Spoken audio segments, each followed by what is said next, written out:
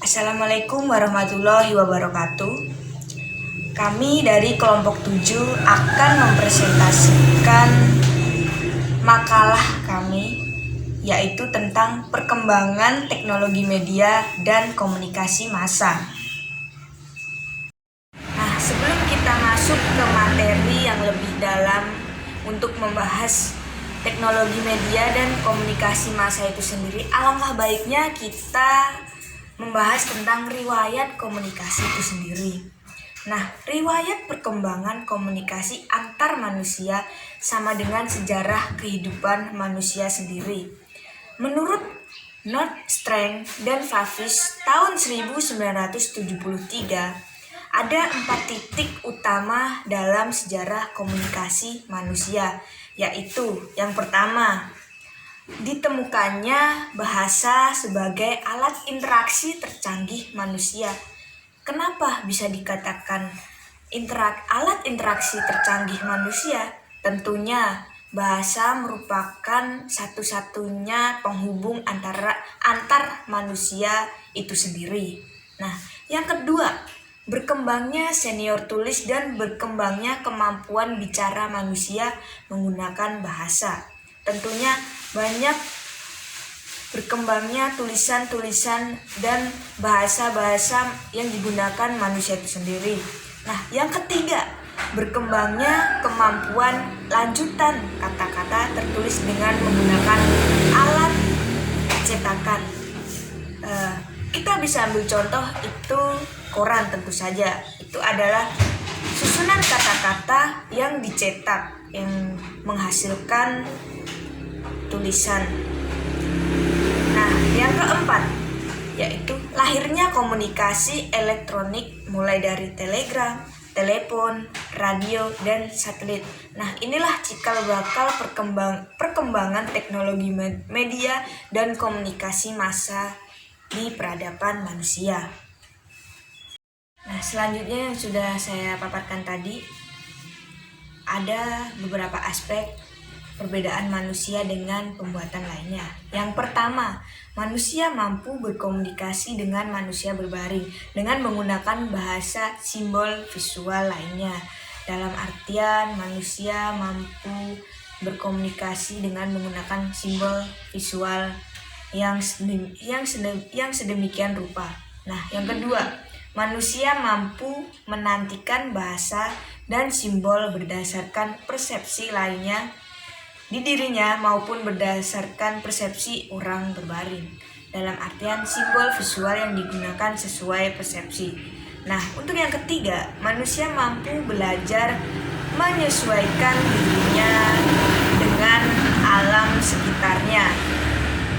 Juga menciptakan dan menggunakan alat teknologi yang diperlukan dalam mengatasi lingkungannya.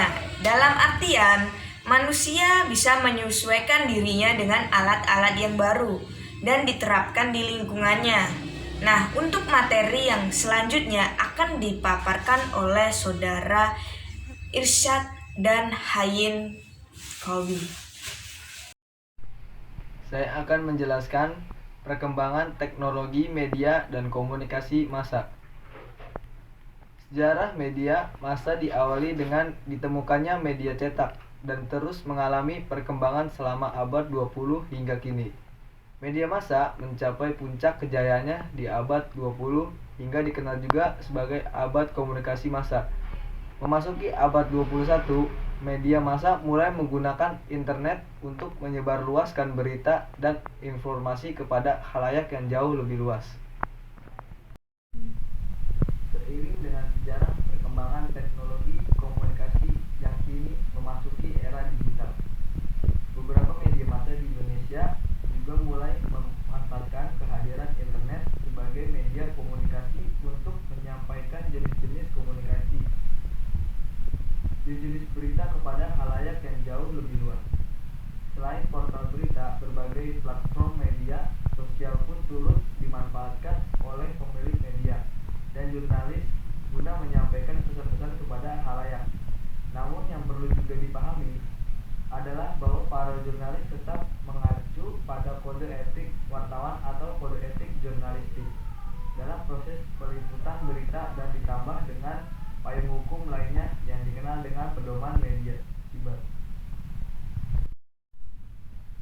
Bagaimana dengan Indonesia? Sejarah media massa di Indonesia dimulai sejak masa penjajahan Belanda dan baru mengalami perkembangan yang signifikan setelah bergulirnya era reformasi di penghujung tahun 90-an.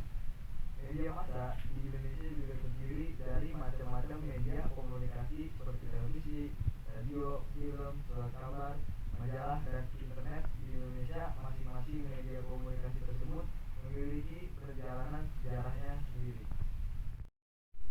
Selanjutnya akan disampaikan oleh teman saya, Halim Kolbi.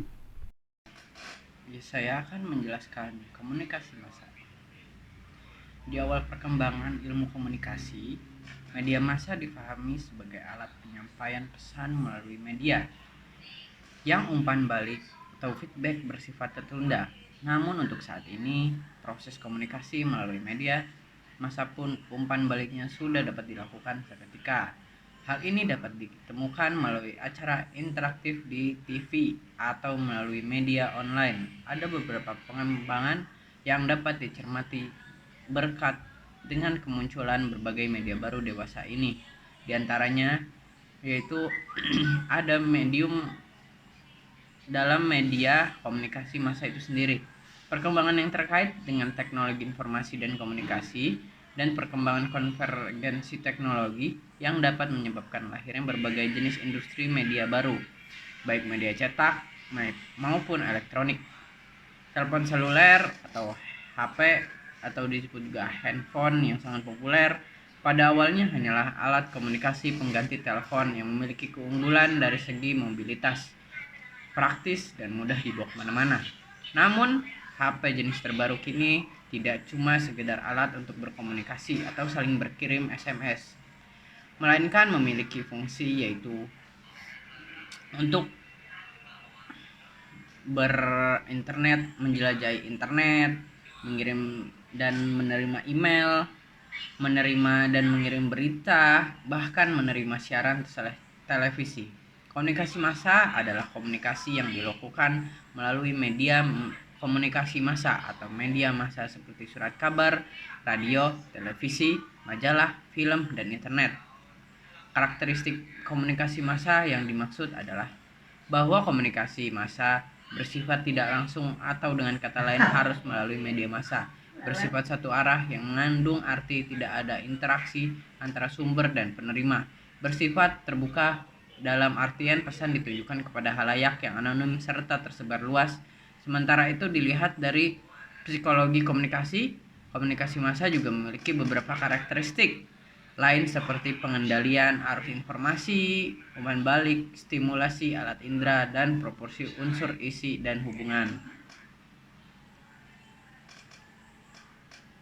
Inilah jenis baru dari komunikasi media bermedia. Tidak dapat ditentukan apakah jenis komunikasi ini. Menggambarkan jenis komunikasi ini bersifat sangat pribadi, interpersonal. Sebab kondisinya tetap saja dapat dimodifikasi atau dimanipulasi dengan sengaja sesuai keinginan dengan apa adanya potensi interaksi. Inilah yang menjadikan virtual communication dianggap merupakan tipe hubungan komunikasi yang baru. Akibat dari perkembangan teknologi, terkadang definisi komunikasi yang dahulu dipahami sepertinya terjadi pergeseran makna. Bahkan banyak pakar yang menyatakan perlunya mendefinisikan ulang apa itu komunikasi antara personal maupun komunikasi massa yang relevan dengan perkembangan dunia komunikasi sekarang. Nah, untuk kesimpulannya, saat ini kita hidup di era yang unik dalam peradaban manusia, yaitu era media massa, terutama pada era media elektronik seperti sekarang ini.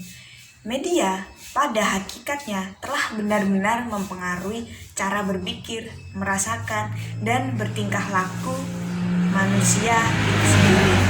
Kita saat ini berada di era revolusi, yaitu revolusi masyarakat menjadi massa oleh karena kehadiran media massa. Era ini juga menandai ditemukannya berbagai macam alat atau teknologi komunikasi seperti telepon, radio, film, televisi, komputer, dan tentu saja yang paling penting itu internet.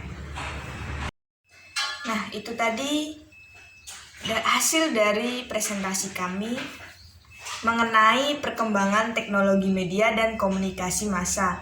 Apabila ada salah kata atau ada penyampaian yang sekiranya tidak sesuai, kami mohon maaf dan terima kasih sudah menyaksikan presentasi kami kali ini.